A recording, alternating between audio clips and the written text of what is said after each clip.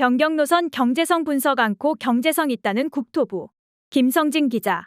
서울 양평 고속도로를 둘러싸고 김건희 씨 일가 특혜 의혹이 커지고 있는 가운데 국토교통부가 타당성 조사에서 경제성 분석을 방침으로 정했지만 정작 타당성 조사를 수행한 용역업체는 노선 변경안이 공개된 올해 5월까지 경제성 분석을 하지 않은 것으로 드러났다.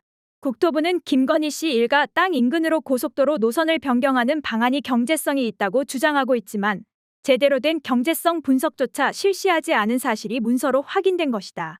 26일 시민언론 민들레가 입수한 서울 양평 고속도로 타당성 조사 사업 월간 진도 보고서에 따르면 용역업체는 지난해 4월부터 올해 5월까지 타당성 조사와 관련한 주요 내용을 국토부에 보고했다.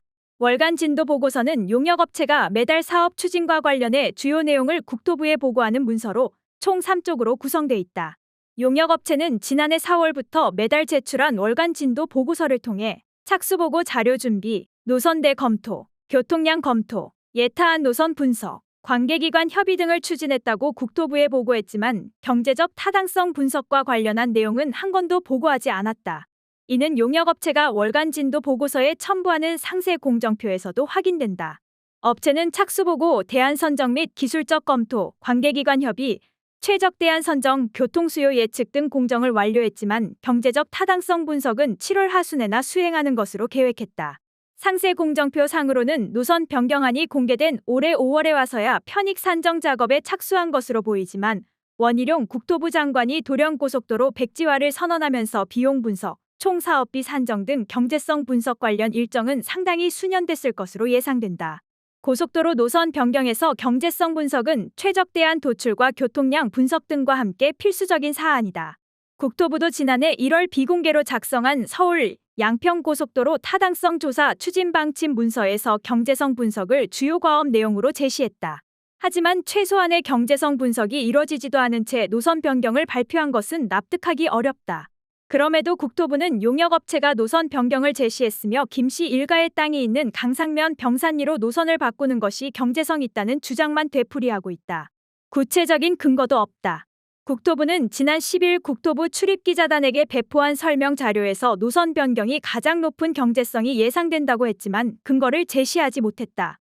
지난해 5월 용역업체가 작성한 착수보고 문건에서도 마찬가지로 BC 분석은 없었다. 특히 서울 양평고속도로 원하는 경제성 평가에서 비용 대비 편익 비율이 0.82로 기준치에 미달했고 정책성 분석 평가도 기준치를 간신히 넘는 0.508로 국가교통망 등과 연계해 겨우 예비 타당성 조사를 통과한 안이다. 원안조차 어렵게 예타를 통과한 상황에서 일개 용역업체가 경제성 분석도 없이 1조 8천억 원에 달하는 고속도로 사업의 노선 변경을 제시하고 국토부가 이를 그대로 추진했다는 것은 정책적 설득력이 떨어진다. 원희룡 국토부 장관은 이날 국회 국토교통위원회에 출석해 경제성 관련 질의에 B씨는 전략환경영향평가가 끝난 상태에서 계산하도록 해서 아직 그 절차까지 한참 못 갔다며 절차적으로 경제적 타당성 분석을 실시하지 않았음을 시인했다.